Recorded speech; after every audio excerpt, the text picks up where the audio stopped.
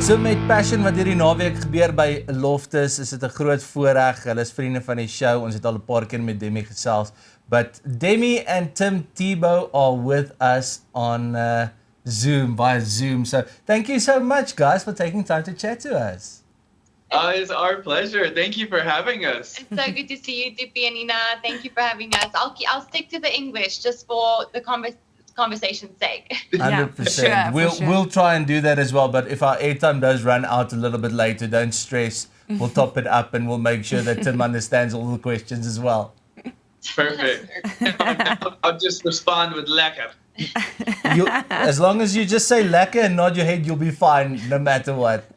Yes, I love it. Listen, we've been chatting about it on air, and especially it being the start of the year. We'll get to all of the passion questions in a second, but one of the big things, especially after the elections of last year and what's happening in Pretoria specifically, is I think people feel that they need to be uplifted a little bit, and there's a lot of worry. I think if we look at the fires in Los Angeles and stuff happening all around the world, the In wars New Orleans the wars in the Ukraine and everything, it feels like so much of the world is falling apart, and people do get discouraged quite easily. So you guys seem to have a formula that works, and staying positive, and just inspiring other people. Bringing light. What is that magic sauce to stay positive when everything around you seems like it's really bad? Well, I don't know that it's magic sauce. I think it's real hope on something bigger than yourself, something that is constant, something that is a promise, something that is trustworthy. And I think that's the promises of God. You mentioned some of the struggles and fears and heartbreak around the country and around the world. And we were actually a block and a half away at the hotel we were staying in New Orleans when that terrorist attack happened. And I was actually in Los Angeles doing some filming when some of the fires were taking place, and have a lot of friends affected by it. And there's just a lot of people that are hurting around the world. And I think one of the things we're so excited about with the Passion Conference is the hope that it brings, in the promises of God, the hope that it brings that there is something bigger than just what you're going through right now. And there is something that you can trust, and there is something that is constant, and there is a reason to be positive, not just being positive for positive sake, but a promise, something that you can hold on to,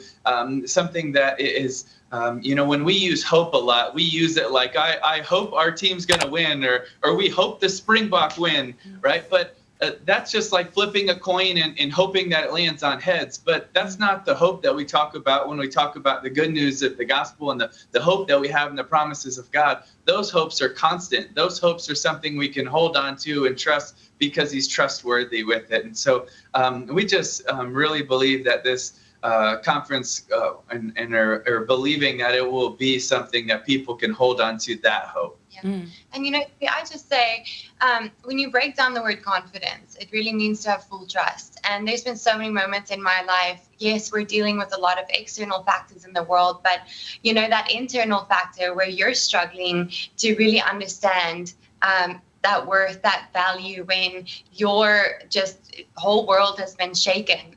And then a lot of times in those moments is when I relied on my own self-confidence. And really what that means is that I had full trust in my abilities, capabilities, for things to go well. But life circumstances don't necessarily always go that way. Usually it sends us on a roller coaster of emotions, right? That's ups and downs. And the problem is when I have full trust, full confidence in myself, it's usually when I have rooted my confidence in something that's temporary, something that was never meant to be everlasting, something that's not trustworthy, fixed, or rooted in God's truths. And so I have had to really go and evaluate, and especially in moments where I have felt rattled in my life, where I've felt insecure, unsure, where do I truly get to root my confidence in, where it won't be shaken? What what is my confidence rooted in that is always trustworthy, always fixed, and never changing? And for me personally, I can't give you another answer than my faith and the faith that I get to have in my Savior, who is not just a promise maker, but a promise keeper. So Tim and Demi, both in both your careers, you as a football player and you in the beauty industry, you've always stood for God.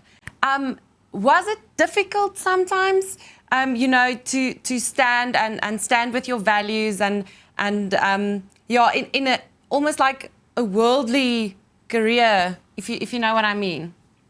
Yeah, I don't know if I always stood. I think sometimes I stood up, sometimes I fell down, sometimes I slipped, sometimes I got back up, and I think just kind of try to do it imperfectly. But the one thing that was perfect is his love for me, his love for us, his love for humanity. And, I'm just so grateful that Christianity isn't a museum for good people, but it's a hospital for the broken. It's in Christianity, it isn't about how good we are. It's about how perfect he was for us. And so we try to stand for what's right and things we believe in, but we do that very imperfectly and with a lot of flaws, and we mess up and try to get back up. And we're just grateful he loves us even, in our failures and our mess ups. When we fall down, we get back up and we try to keep going. And I'm just so grateful for that. So in a roller coaster world, we're just grateful that he loves us in the highs and the lows. I think, Tim, that there's so much power in that, owning up to failures and not trying to be perfect, because people can connect with that. They can't connect to someone who's perfect other than Jesus. But if you show your journey and through your faults and through your mistakes, people can see that it is, like you say, a hospital for the broken. That's very powerful. I really believe that because none of us are perfect and we all fall short. And so, when you're able to show that, I think we're told in Scripture that his strength is shown in our weaknesses. And when we fall short, he doesn't. And it's not just relatable. I think it's honest, and it's something that we live in a society that so many times we want to show our best, right? If you look at Instagram, if you look at TikTok, people don't show the worst photo of the day. They show their best photo of the day. That's why filters are so popular, because they want to get the perfect light, the perfect angle. They want to show perfect. And so what we do is we look at other people's best moments, and most of the time it's not even real. It's staged. And then we compare ourselves to other people's fake best moment, and we think, man, I'm not having that fun. I'm not in as pretty of a place. I don't have that look. I don't have that feel. I didn't make that team. And we live in a state of comparison to other people, and comparison kills, and comparison is crippling. And, one study that we saw says 12% of our daily thoughts are spent in some form of comparison. And we're comparing ourselves to other people, then we're not living in who God created us to be. And it's also going to steal our joy. And so I think what happens when we're able to be honest and share the highs and the lows, to share the strengths and the weaknesses, we're not just living in the state of comparison of other people's fake best day, but the reality of what we're going through and the journey that we're on. Now, Tim, you mentioned Christianity, and you've been, especially in the early parts of your career, you were in the media a lot for, having the biblical verses on your eye black and Tebowing, kneeling and praying. You were never scared of your faith. But for some odd reason, the media always needed to, take that and create sensation about that, where that should be something that we should all be doing. It's not something that's unique to you, but you had a public platform. And then, Demi, you are also outspoken. You had a different kind of platform, completely different worlds. But you also had the opportunity to speak out, help people, but you were always there announcing your Christianity, your faith, and that you put your trust in God. Is it difficult sometimes when you do get these situations where people don't always understand the influence that their platforms have, and that they should use that to impact lives in a positive way? Well, I think for me, I'm a people pleaser by nature, Jacques. So it's when I'm the baby of 5, and I always wanted to like please my parents and my siblings, and I want people to like me, and I want to be friends with people, and I think it impacted me so much at times that by wanting to please people or be liked or be friends with people, sometimes you can also mess up because you're changing to please people. And I've had to try to work really hard to try to want to please God first, and not worry as much about what people say about me. And sometimes I still really have to work on that and fall short with it, because it's so easy for me to want to please people. And I think that's been a real shortcoming for me that I still work on to this day, that what is it that I'm really trying to do, and who am I really trying to please? And am I really trying to appease and appeal to have more people like me, or am I trying to stand for what's right? And I know that's been something that I've failed at many times. That's so true.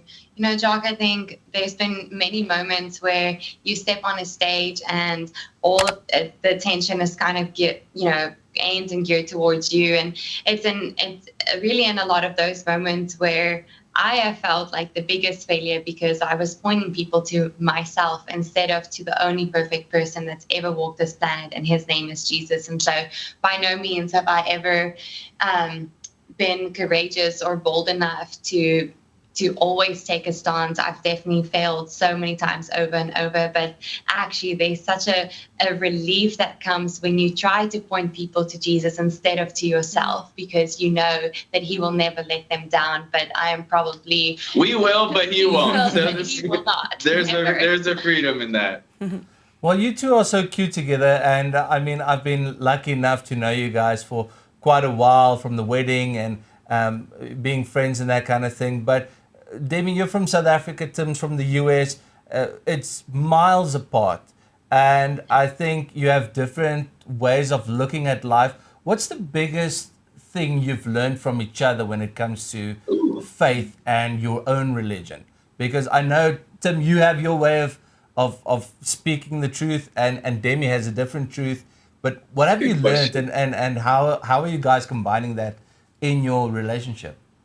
I'll say something. Yeah. I think something that I have learned, I feel like as South Africans, we can be pretty reserved and kind of keep to ourselves. And, you know, when you met ander mense se sake in meng nie. But when I moved to the US, Jock, for the first time in my life, a stranger, somebody that I didn't have a deep-rooted friendship with, asked me in a very genuine very genuine way, you know, Demi, it's so nice to meet you. How can I be praying for you? And that was something that really changed such a big part of the outlook of my life. And Tim has inspired that, the way that he has taught me to reach out to people that I wouldn't necessarily otherwise have felt comfortable reaching out to, kind of pushing me out of my comfort zone in a bit. And that's been something that I have loved learning and loved embracing. And I also think something that we really stick to is, if you do ask somebody, hey, how can I be praying for you, to actually make sure that you do it right there and then. Yeah, because one of the things that sometimes, you know, people will ask us when we get to meet them, you know, hey, will you pray for us, or will you, you know, and we will say yes, but you know, life gets busy and gets in the way. And there's been some times where I've forgotten. And so what we do is we'll literally, when they're telling us in that moment, try to stop and pray for them just quietly in our heads in that moment, so that you can follow through on what you've said, because it's such an important thing. But getting back to your question, there's so much that I've learned from Demi in so many ways, and learned from this awesome country of South Africa. And it's not just the awesome culture, the amazing people, but I think it's also the way that they implement time and family and make it a priority. And so many times they will brag about it just because of the braai and the time, but it's a priority. And sometimes we say things are priorities, right? Like our faith and family and priorities. But one of the things I've just noticed is the time and making it a priority, and the time, the putting the phones down and being around the fire with the braai, and while the Duravorsh and Bullervorsh and everything else, and we're making it all. it's not just about the meal and the amazing food. And I will say, I think South Africa has the best food on the planet. We've been to a lot of countries. But it's just being able to see the things that they say are priorities being lived out as priorities. And I think that's something that a lot of countries could look at and emulate, and America being one of them, because so many times it's easy for us to say our family's a priority, and yet we spend 30 minutes and yet the bride's here 6 hours. I make the mistake of not telling Tim to make sure to eat before he goes to a bride. Yeah, it's like, okay, we're going to dinner. Rule number one, don't eat before the bride. Yeah, that's right. You have to. That's right. So he's learned his lesson now. So what advice would you guys give to specifically Christian marriages? Like, you know, we mentioned there's so much going on in the world. Stress at work, financial struggles are real, kids all over the place that's got to go netball, rugby, music, everywhere. There's so much going on.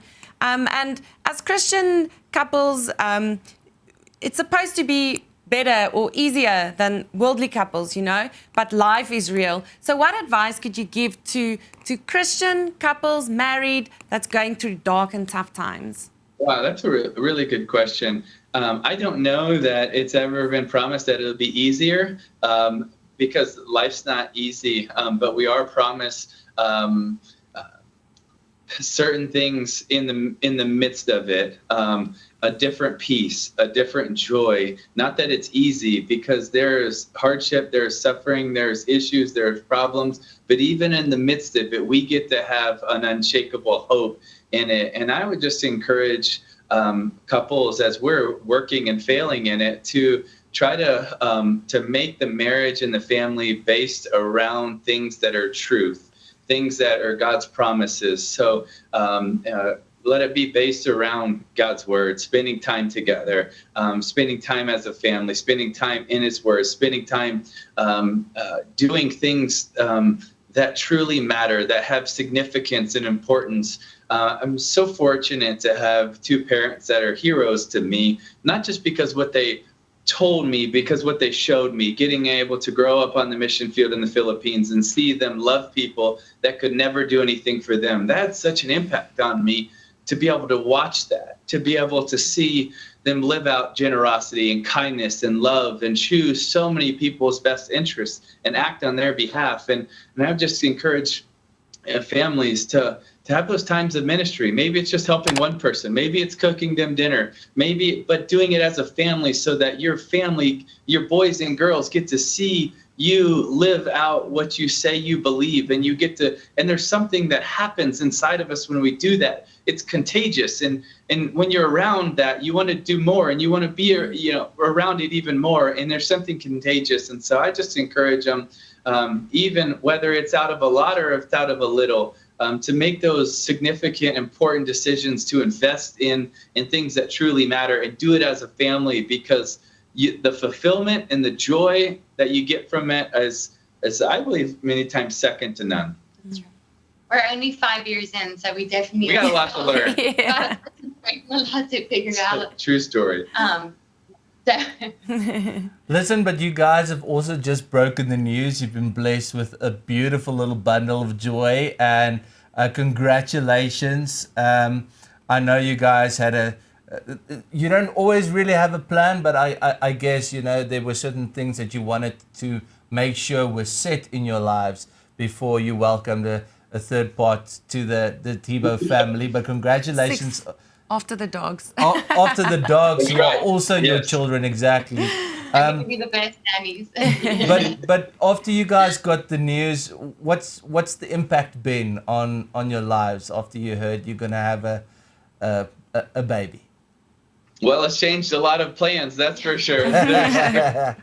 We've tried to clear a lot of the schedule for the summer, for our summer in the States, and it's just been so exciting, such a blessing, just something to look forward to, but also to prepare for. And then I think the challenge and responsibility of being a father and a mother, and that role and the honor that it is, but also the responsibility. So to try to just try to be prepared to be the best mom and dad we can. I think right now, we know that we don't know anything and that we need a lot of advice. We're getting so much advice from so many people. And we're so grateful. But I think something that we're trying to focus on is just having good communication and good conversations, talking through topics, how would we handle different things, and making sure first and foremost that we are a strong team. Yeah. And I think that's something that we've been focused on the last 5 years, is just really having a deep-rooted friendship first and foremost. And I think it's something that we'd like to continue to focus on even through entering parenthood. So talking about a baby, you wrote a children's book recently, Demi, and it looks so cute. I can't wait to get my hands on it for my little girl. But can you just tell us a little bit about it? Yes, thank you so much. I'm so excited. My children's book is called Princess Paris Finds Her Purpose, and it is based on our little Princess Paris, which is our Dalmatian, and she really lives up to the name of being a princess. She pretty much runs the household. She does. But after I wrote my book, A Crown That Lasts, I wanted to find a way to share the message of A Crown That Lasts with our nieces, with our goddaughter, and I was trying to figure out, how do I share this big concept of purpose, of identity, with a 4, 5, 6, 7, 8-year-old, and that's where Princess Paris, the idea was born. I actually finished writing this book last year already, long before we knew we were going to be parents, and to know that we'll get to share this message with our own little baby is just even more special and meaningful. Of course, South Africa is such a big part of this book. Princess Paris goes on an amazing adventure, a safari, and she meets all of the animals in the animal kingdom. But at the end of the day, she loses something that she thought made her valuable, and that was her crown. And she's faced with so many questions of, this thing that made me worthy, that gave me value, that gave me authority is now gone, and who am I without this? And I won't give away the end of the story, but my hope and my prayer for Princess Paris Finds Her Purpose is that this book will really be a conversation starter between parents and their children on where true worth and identity and value really originates from, and that in our Maker's eyes, we are seen as his royalty, we are seen as his image bearers, and that is where our identity ought to be rooted in. That's amazing. I really can't wait to read it. So, Dems, are you now classified as a full-blown author? Is that what you're going to be? She is best-selling author. Let's go. Come on. Because I was laughing at. I was laughing at your Instagram with the first book. I know you put a story up where you're like, I don't know what I'm doing. You go and sit in your little chair and you still got your morning robe on and the hair tied in like a messy bun, and now I need to sit there and I need to write something and I don't know what to write about. But the book was amazing. We got copies. Thank you so much for that. But is this something that you enjoyed doing, and are we going to see some more Demi-Leigh Tebow books in the future? Josh. Yes, we need to. I'm pushing her for it because Daddy wants to retire. She's so good at it, and I just think it impacted so many people. So I'm a fan and supporter. Jock, I think jy kry hierdie Nel, my Afrikaans teacher, hopefully she's very proud, and all those opstelle that I've been writing all throughout high school is finally coming, into fruition and adding value, hopefully a little bit. But I've loved writing, I've loved the process, and I hope to continue doing so. So guys, one of the reasons why we are talking to you is Passion coming up this Friday at Loftus. And we are so excited going to worship events. I know how powerful it is when we get together and worship together. So we can't wait to have you guys there. What will your role be at Passion 2025? Passion is set up to be open to people of all ages, and we are so excited. Passion they've been so intentional with setting this up for a way for all churches to come together, to come and worship Friday night, Saturday night in Cape Town as well. And, Pastor Louis actually officiated our wedding right here outside of Cape Town, and he's somebody that's so just inspiring, just motivational to us, that we have looked up to for such a long time. So to be able to come and worship alongside him, alongside the Church of South Africa, is something that we're just so excited about. And Demi's going to get the chance to share, and I'm going to get the chance to share. I really want to hear him. And Pastor Louis and the Passion Band and team, and I just can't wait to hear 40,000 people singing and praising together. And there really is something special when we do come together. And sometimes we throw that around as a catchphrase, but we really come. We fill up a stadium for something more important than a game, and we remember and we focus on what matters. We focus on each other. We focus on the greatest gift of all time, and that's the finished work of Jesus. And I'm so excited. I'm so excited to be here with Demi. I'm so excited to be here with Passion and Louis and the whole team and the amazing people of South Africa. It's going to be really special. So if there's people listening right now and they're like, I don't know if I should go, I don't know if I should cancel my bride plans for Friday night, what would you say to them? I would say you can have your bride next week and the next week and the next week, but I thought we bride every day of the week. I know, right?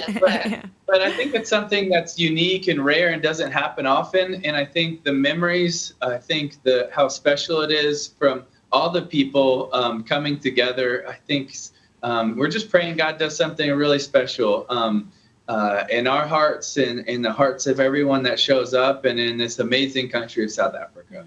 Amen.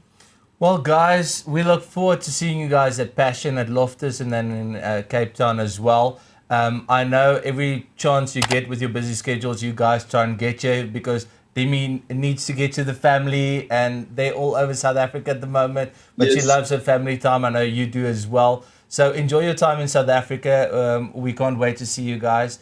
And also, just so you know, Dems, you know Tanya Esther has always been a massive fan of yours ever since the Miss SA days and the Miss Universe.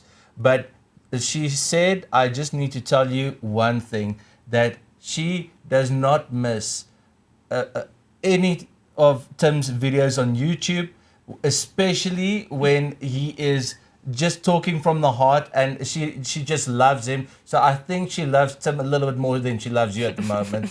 And he is so inspiring. No way. So you've got the Tanya Esther stamp of approval. I gotta ask though, are you related to Driekus at all? No. Does he look like it? Yeah, definitely. No. I'm busy shedding some weight, so I won't get into the cage soon. But no. He's doing well though. He's doing well. Not yet. Guys, thank you so much for your time. When are you buying a nice little parcel of land in South Africa, Tim? I like it. Yeah. I like it. I know you guys will probably tend to go down garden route, Cape Town wine farm or something, but I honestly think maybe a nice game Sticky farm boss would be nice. Game farm. I like it. Sounds like a lot of work. We do love the garden route. That's a good place. Beautiful. Thank you so much, guys. We love chatting to you. Thank you. See you So good to Friday. see you. Bye. Groot FM 90.5